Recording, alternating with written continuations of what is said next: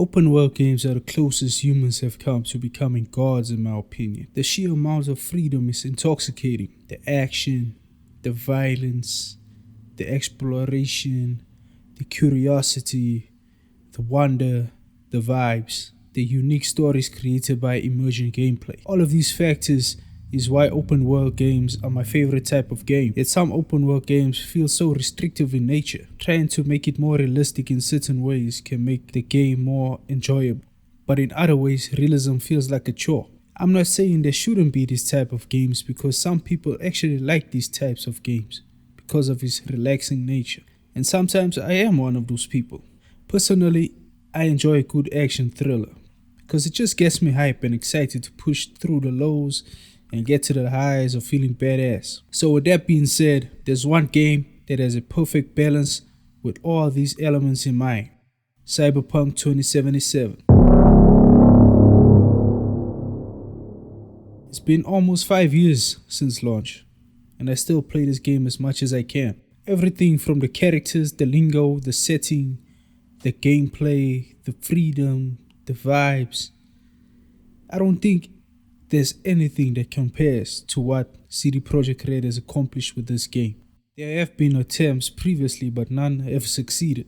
Personally, I think it's because of the pure ambition and resources it would take to actually achieve a project on this scope. And let's face it, recently AAA companies have been playing it safe, and for a good reason.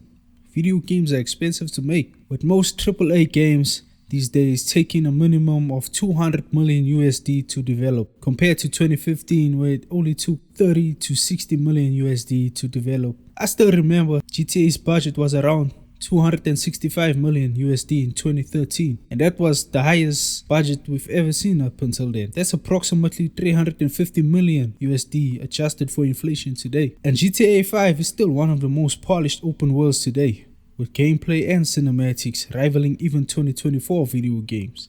Impressive to say the least for an 11-year-old game that was released on the PS3 and Xbox 360. Then you have a game like Ubisoft's Skull and Bones that had a reported development cost of an estimated unbelievable 650 to 800 million United States dollars.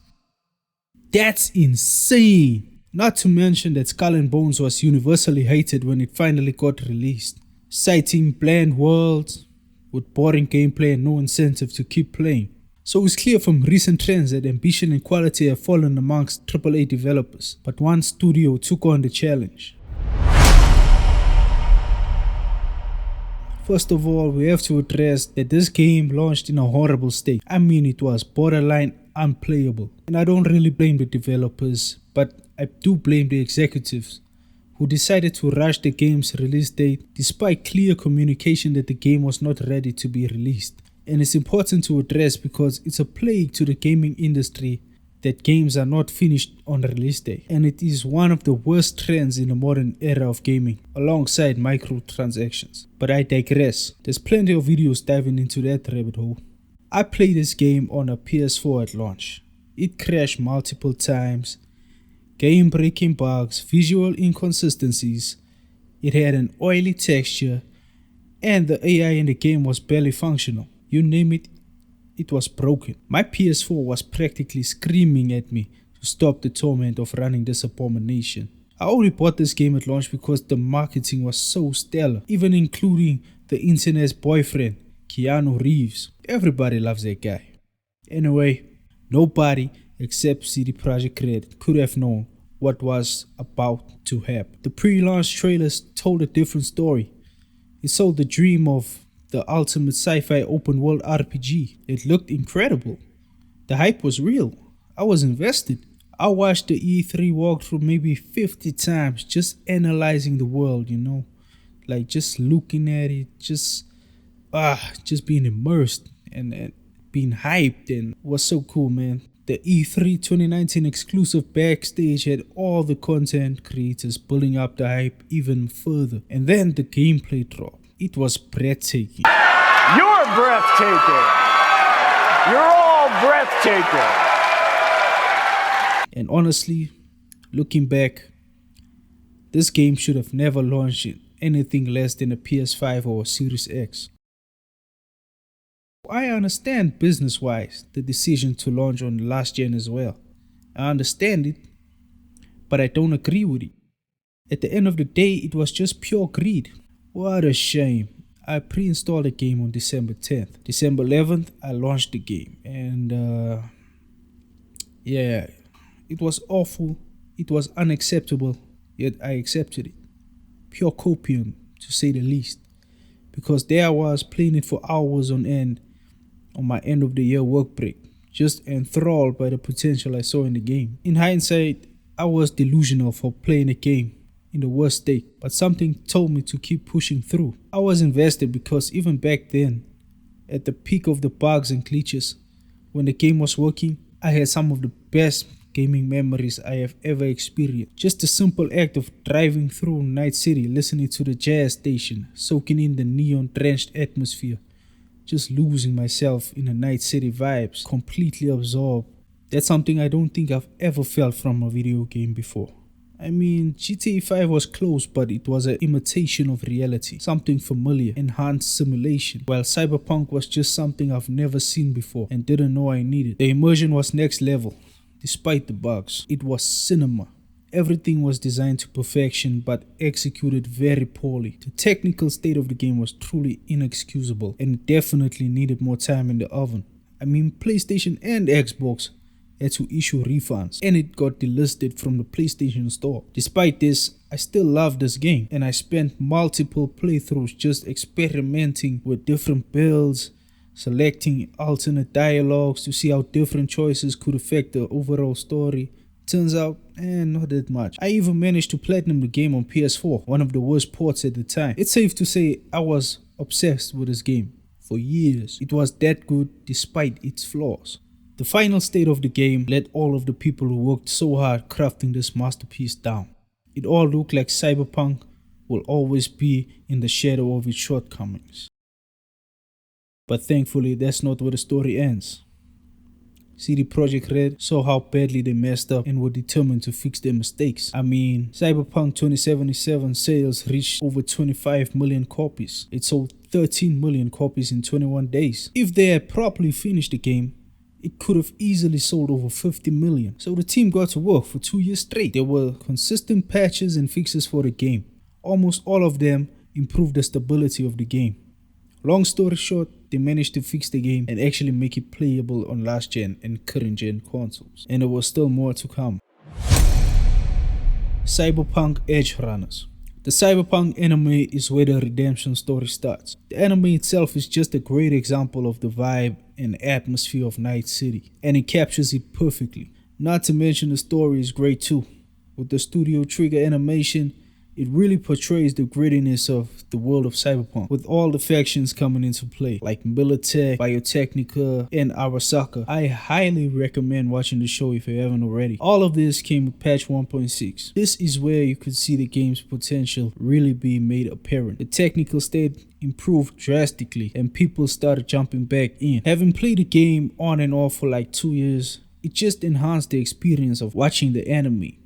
You know, when you recognize the sights and sounds of Night City, it just gives you another level of enjoyment and the feeling of being rewarded for your investment. Honestly, if the game development ended there, it would have been a worthy end to the story. But that's not where the story ends, because the devs were cooking up something special.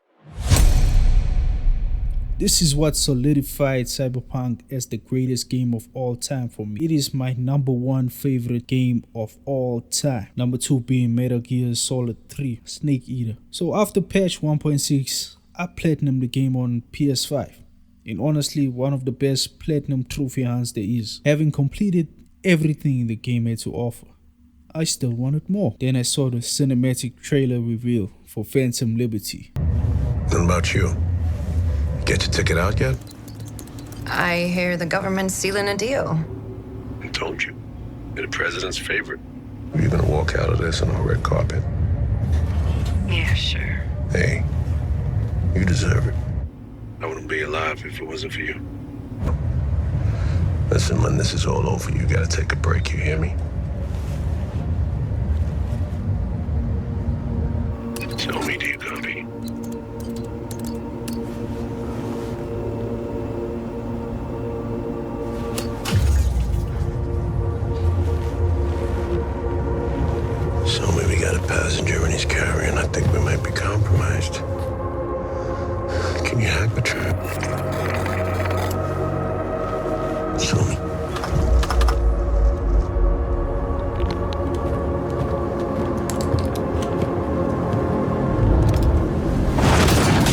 This scene between Reed and Songbird was so masterfully performed that I was glued to the screen.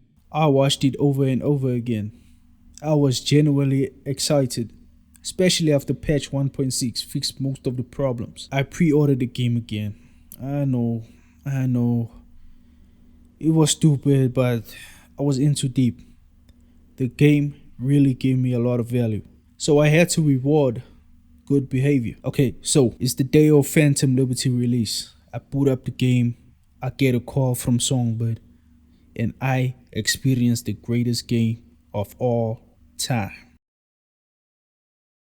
It's a bold statement, I know.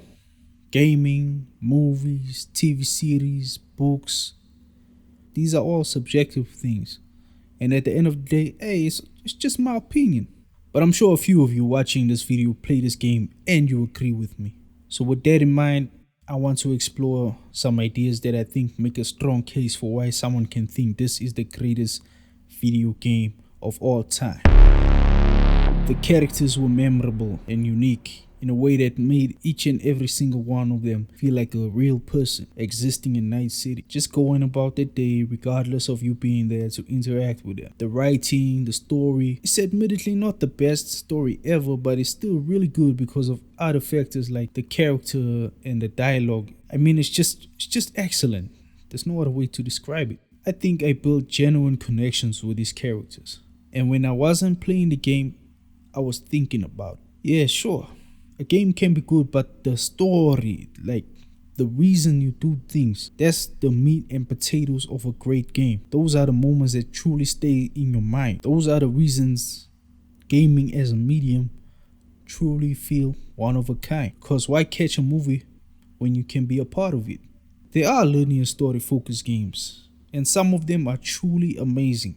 But to me, there's just a sense of agency missing from those games. Just like when you go to the theme park and get on a roller coaster, you experience the thrill of the ride, but the ride is not fully in your control. The story of Cyberpunk is like a roller coaster, but at any moment you can press a button and go on another roller coaster. I don't know if that analogy makes sense, but anyway, there won't be any story spoilers in this video, but I do urge you, when you can, play the game story. It's totally worth it. It's one of the best experiences you'll ever have, especially Phantom Liberty. I think Phantom Liberty is one of the greatest stories I've ever seen, read, or experienced, period. It is truly a 10 out of 10 story, and it single-handedly pushed this game from an above average video game to a must-play experience. The spy thriller has never really been that interesting to me. All those James Bond movies I could never really get into. I tried a few times, but it just never clicked with me for some reason. All that changed with Phantom Liberty. Now I am genuinely more interested in the spy thriller genre. I mean, the game just captures you immediately. From Songbird's promise to Idris Elba's charisma just oozing throughout his performance as Solomon Reed. It was just so compelling that I spent a weekend running through 36 hours or so of additional content non-stop. And it was honestly one of the best weekends I ever had. Yeah, the story is great. The gameplay. I mean, there's not much to say. Just look at this. Damn those cops!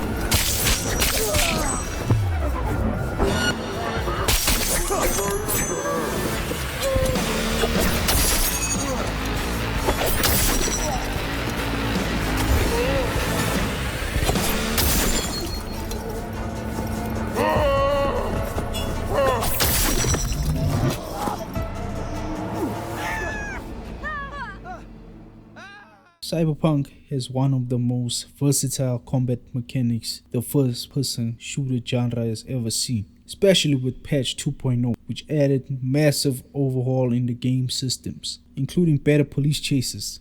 There's even a level 5 wanted level for the Militech Cyber Psycho ninjas that you can try to evade, but you will rarely succeed. At least I haven't. Improvement in the vehicle combat, which was non-existent in the base game, and even patch 1.6. We basically got a sequel with all the new mechanics that were introduced. I have never seen anything like this before. It is unprecedented that a video game developer puts this amount of resources into a single player game after launch. Well, maybe the exception of No Man's Sky. But that's another story. Reports say it cost CD Projekt Red upwards of $300 million just for patch 2.0 and Phantom Liberty, bringing total development costs upwards of $450 million.